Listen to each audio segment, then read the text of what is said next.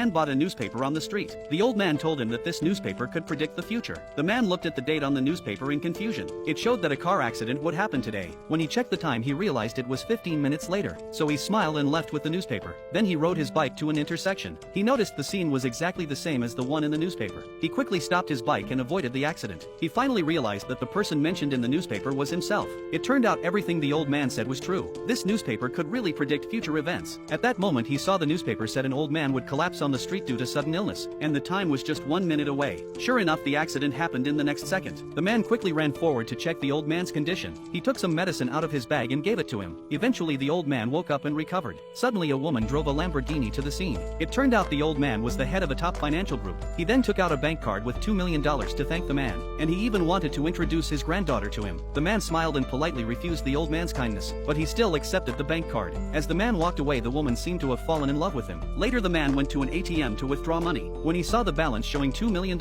he could not help but shout excitedly in the street. Then he wanted to share the news with his wife, but he heard strange sounds on the phone, until the newspaper blew against his face. It showed that his wife would check into a hotel with another man in 30 minutes. After reading it, he got so scared that he dropped his phone, and immediately rushed to the hotel. He could not believe his wife would betray him. At first he thought the newspaper must be wrong, until he knocked on the door and saw his wife. Only then did he realize his wife had really betrayed him.